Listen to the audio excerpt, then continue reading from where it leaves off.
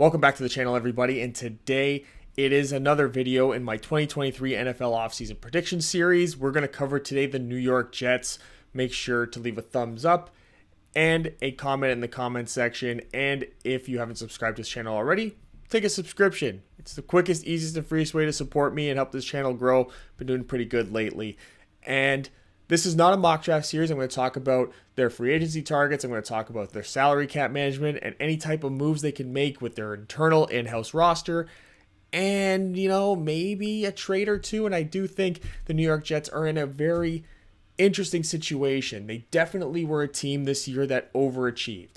I personally, if you check out my reassessing my power rankings video, I had them pretty low down in the rankings. They were like a bottom 5, bottom 7 team in the NFL for me. And I think a lot of people had them at least as a bottom 10 team. And then they really had a good little hot streak. But what really helped them suffer and what really held them back was the lack of stability at the quarterback position. And I don't know if anyone at this time last year would have been saying it this year, but they may be a team that's just a quarterback away. They seem to have everything else kind of in place, especially on the defensive side of the ball, hitting a home run with Sauce Gardner, hitting a home run with their head coach, Robert Saleh, who has done an amazing job with building that defense and creating a culture that has these guys overachieving, that has instant impact rookies like we've never seen before. Sauce Gardner, the 4th overall pick in this last draft, the second cornerback off the board, was the highest rated corner in the NFL this year. Not rookie, the highest rated corner in the NFL. That is not by accident. That is not by mistake. And they have a lot of mobility within their cap management. So this is going to be one of the more active offseason predictions that I've had up into this date. We're going to see trades. We're going to see cuts. And I just want to start, as we always do, talking about the head coach. They will not have a new head coach. Robert Saleh will be back. He well deserved. But let's see what he's got in terms of, his rankings for this team, and the work that he did this year was just absolutely amazing. So I do think we should provide some type of context for Robert Saleh. He did come into this season on a bit of the hot seat. I think that is undeniable because they did have a plan in place and they were very much underachieving, but let's provide some more context as to what Saleh did with the Jets this year and the things that they can improve on, the things that they absolutely were fantastic at that they can still build upon for the rest of their team. So let's start with the offense, and I said it before, the offense extremely inconsistent. And was it because of the quarterback play? You could argue that was the case. Was it Breece Hall getting injured and that running game kind of not being as dynamic as it was before? That could be a possibility. Was it not having a true number 1 alpha wide receiver on the field? That could be true as well.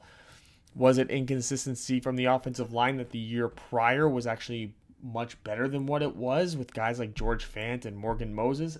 That could be true as well. But I also think that there was a level of efficiency issues in general. They were 31st in red zone percentage and 28th in third down percentage. That is the sign of a not good offense. Let's be real. Second last, and was it fourth last in those two major categories? And those are really the difference makers, because it doesn't matter how many yards you get. They were 15th in passing yards, but they were 31st in passing touchdowns. Their running game, again, suffered greatly down the stretch after Breece Hall got hurt. They were 21st in rushing touchdowns, 29th in total in points, 28th in touchdowns, 25th in total yards. They were 19th in sacks allowed. That is just not the sign of an offense that can take you to the next level, that can sustain you for an entire season. That's why you look at the Jets and you saw that they got red hot for a while there and they were looking like they were going to be a playoff team, and then they just fell off a cliff. They looked like they couldn't beat anybody. They looked like they couldn't move the ball on anyone. Hell, in the last week of the season, they couldn't beat Skylar Thompson. They lost that game 11-6.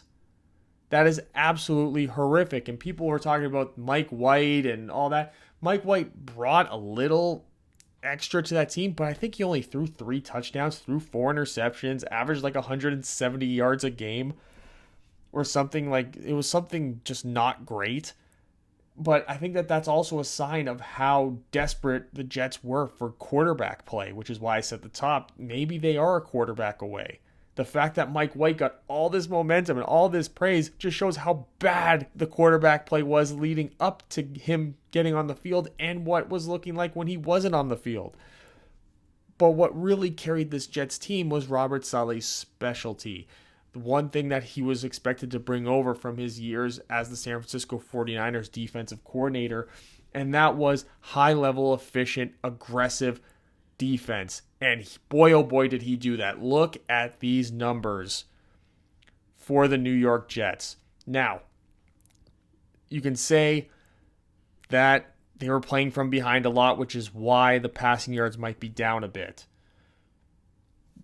That could be true until you look at the context of everything else, and that is fourth in points allowed by the defense. That doesn't include points given up by the offense or special teams, just by the defense. Fourth in points allowed. They were the number one in pass touchdowns defended. They were the number one in total touchdowns allowed. Fifth in total yards allowed. So you can talk about, like the passing yards were down, but the rushing yards, they were middle of the pack to the point where in their total yards, they were absolutely killing it out there. Fourth in red zone percentage for a defense, 11th on third down percentage, and they had the 7th most sacks in the entire NFL. That is the sign of a defense that is well coached, well prepared, well schemed, and well game planned in general. It is just, this is what Robert Saleh did. And to have the offense be so terrible, does that mean that there needs to be a change in philosophy on offense? Probably. Do you need a new quarterback? Absolutely. Do they have the ability to go out and get a quarterback that might be the guy who puts them over the hump? Maybe a quarterback looking for a change of scenery, a veteran, so that way you can maybe do what the Colts did with Carson Wentz? Well, maybe that is in the cards here.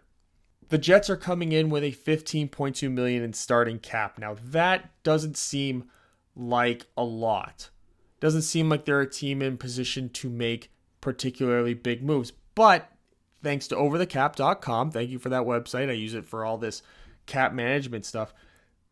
They have a lot of cap mobility based upon the contracts that they've given out and the fact that there's not really a lot of guys that I could see them being all that desperate to bring back. So let's get into that. They're in-house.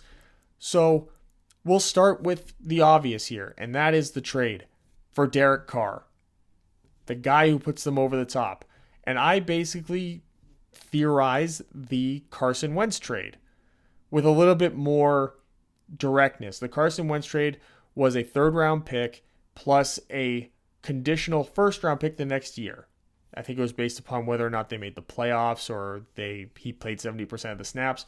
I could see this being them trading a third-round pick this year, a first-round pick next year, and then perhaps a conditional pick that maybe is a fourth-round pick if the Jets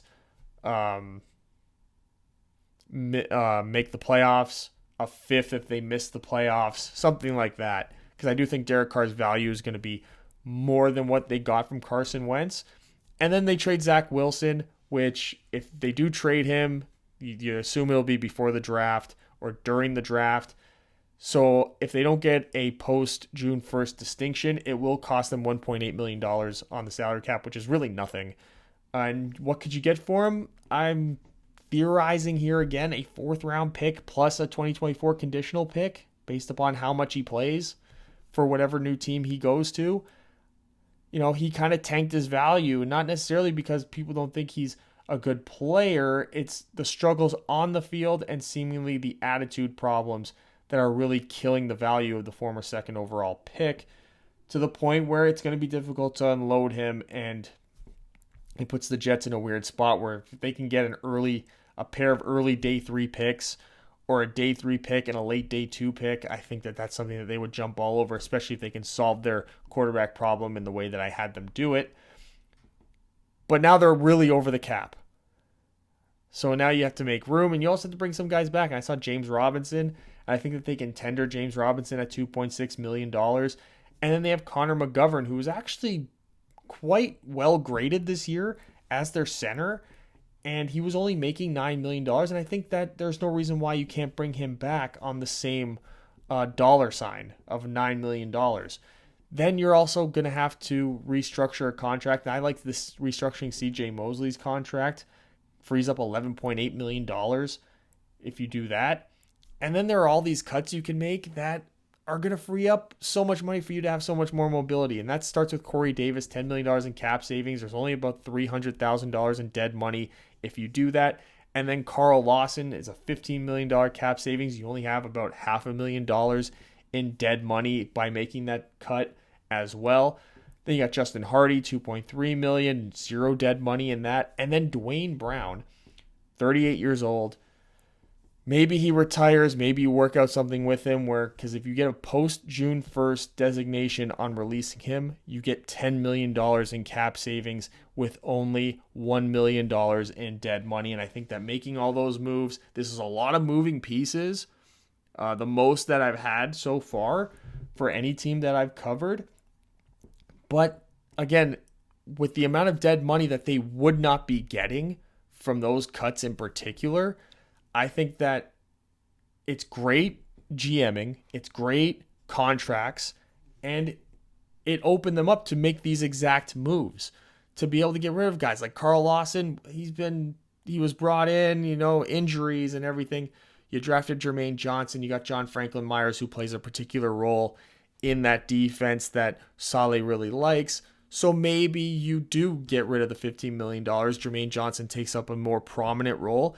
And then in the middle of the draft, you might draft somebody who's more of a role player edge rusher. The edge class is very deep here. There's about 3 rounds worth, you would assume, 3 to 4 rounds worth of some pretty quality defensive ends and edge rushers. So I think that Saleh can find somebody in there that can fill the roles that Carl Lawson, this overinflated contract, has. And then, of course, Corey Davis, product of the times when he signed. He had that breakout year at the last minute with Tennessee and then cashed out and just wasn't I think when you change the offensive philosophy, you can set yourself up to maybe use one of your first picks in the first 2 days to get a different wide receiver in there. You do have Garrett Wilson, who looks like he's going to be a tremendous number one. You can work Elijah Moore in to the offense a lot more as that slot guy. You got some decent tight end play from CJ Uzomah, and you got some younger players in there, some role players. And you also have Denzel Mims, who seems to have fallen out of favor with this team. You could cut him and get him $1.3, I think, million in cap savings, or you can just hold him on the roster, bring in a new offensive guru, an offensive coach, maybe with a better quarterback play like somebody with Derek Carr, who has had pretty good seasons. You look at his numbers, he's had some pretty good seasons without having a lot of receiving talent on that roster, or at least not consistently some high-level receiving talent. So maybe he can bring something out of Denzel Mims. Maybe they'll have some sort of chemistry. You never really know. But I think that these moves are in the best interest. Like the cap savings with cap savings with dead money, it's just irresistible, really. So that actually leaves them with a spending cap of $18.3 million. So I figured out a way for you to get a quarterback who's making over $30 million. You keep your center, who actually played quite well, who played like a top 12 center in the league, paid him as the 10th best center in the league. Keep your running game, getting guys back, and you haven't really lost anyone of true substance in the cuts that I made. You get to keep CJ Mosley. You can maybe have 2 more years there at the linebacker position, as you don't really have one in there. And this is just amazing. Now you got all these team needs that you can address. Again, quarterback is not going to be listed because I solved the quarterback thing already with the in-house moves, but you do need wide receiver. I think offensive tackle, again, is one that you need to address with. You might still get Mekhi Becton back. You had Max Mitchell, but you need perhaps a true starting tackle, and you're really in a position to do that in the first round of this draft, more so than going out and paying for one, because there isn't really one available. You have interior defensive linemen. You're always looking for that. Saleh with the interior defensive lineman and the edge. We talked about that with the Carl Lawson thing. That's not really a high-level need, but getting somebody maybe on early day 3 would be a good idea for the Jets. I think at both That's a good place for them to fill out that defensive line at the very least. And then you got the linebacker position, which outside of CJ Mosley, don't really have a whole lot going on. You can get some role players in there, maybe find some diamonds in the rough the way they did with guys like Fred Warner and Dre Greenlaw in previous years. And the safety position. They got a lot of money in Jordan Whitehead, where I considered him being a cut as well. It's a $7 million cap savings, but I think only $2 million in dead money, but it didn't seem necessary to make that move. I think that they can maybe put that off for this year and then reassess him in the year after that. But they still need to address the safety position as well. So I sort of looked around at the free agents. I was like, who could I bring in that could be perhaps a difference maker without paying a huge price for it? I saw two veterans on the defensive side of the ball, Bryce Callahan and Samson Ebukam. A cornerback in Bryce Callahan who's had he's on the down end of his career certainly, but you can get him at a low price. He can add some depth in there. He can play in the slot. And he can be a mind in that room where you have a lot of young corners in that room as well, including Sauce Gardner, even though he was the highest graded guy. Imagine what he could become considering this is his first year in the NFL. And I don't think there's any downside to spending $2 million in your salary cap to bring in a veteran like Bryce Callahan, who has played at a high level in the past. It's just, an age thing at this point. And then you got Samson, a $6 million cap hit, which is pretty much what he's getting right now. In San Francisco. He hasn't really done anything to, be a double-digit edge guy, but he's somebody who I was talking about with the team needs and the in-house stuff, getting rid of Carl Lawson. He's somebody that can come in and be a situational pass rusher. So then when you have your base formation with Jermaine Johnson and John Franklin Myers as your defensive ends on early downs, you slide Franklin Myers into the defensive tackle spot, and then Ebukam comes in and plays on those pass rushing downs. I think that is a really good spot for him. And you really only need to sign him to a 1-year deal, maybe a 2-year deal where you have an easy out in the second year if you don't want him, or if you can find somebody in the draft that maybe needs a little bit of time to develop, so they can ride the bench, be in the film room, and then work their way in throughout the season. I think it's the same idea really with Bryce Callahan as well. But these I think are some fair moves to make. I figured out a way to make their cap work, but there's still not a lot of mobility. So adding two veterans on the defensive side, I think, is allowing you to maybe focus a little bit more on the offensive side come the draft, I think is probably in the best interest of the team. So after those two signings, the Jets $10.3 million in cap to fill out the roster and sign their draft picks. They can probably restructure some other picks. They can probably structure some free agency deals like the ones I did, where the cap hit is not that significant year one. If they do acquire Derek Carr, they have to prepare for his cap hit to go from $33 million, I believe it is, up to $42 next year. But because it's a trade, they can get out of that contract really at any time they want. So there is that. And they can obviously, if he plays really well this year, they can extend him and lower that cap number another year or two, restructures, all that kind of stuff. So they're in a position to really have more mobility than it seems that they do. I think I proved that this year, and that next year I think is the exact same thing for them. But here we're talking about their draft strategy, and the first one is don't trade your first round pick. Don't just give it away to get Derek Carr. Now, give it away to get Lamar Jackson, if that is something that Baltimore does with a tag and trade, which is a possibility. But I want to keep this first round pick. I'm willing to give up next year's first round pick because I do feel like this team is in a position to where that first round pick will be a playoff level first round pick. And that's the difference in a quarterback. I would keep that first round pick this year, and I'm targeting one of the offensive tackles. Paris Johnson, Peter Skoronski, Broderick Jones. You're the 13th overall pick in the draft. There's no reason why at least one of these guys shouldn't fall to you, just based upon how the draft board looks. Now, if you're in a position where Johnson and Skoronski maybe go a little bit earlier, like maybe the Raiders take Johnson or Skoronski at 7 instead of a quarterback, maybe Atlanta dips into the tackle class because they don't bring back Caleb McGarry, or they only bring him back on the franchise tag, then you might need to move up a couple of picks. But I think you're in a position to do that. I think also, if that's why you probably should look into trading Zach Wilson to maybe make up some of those picks that you might be trading away, to have to move up maybe a couple of picks to make sure you get Broderick Jones or Paris Johnson, because I think Skoronski's in that weird spot where he might be the first one off the board, just because a team might be looking at him and be like, no matter what, he'll be part of our best 5 offensive linemen on the field, just a matter of where on the offensive line he'll be playing. So I think that might make it between Johnson and Jones. And then in the second round, dip in to the linebacker. Noah Sewell, Drew Sanders, Jack Campbell. I really like that idea of them doing that. Get somebody with CJ Mosley, somebody who can develop in that system next to him, be another body out there, consistent body, so that you can eventually then move on from the big contract of CJ Mosley. I think that would be a good strategy as well.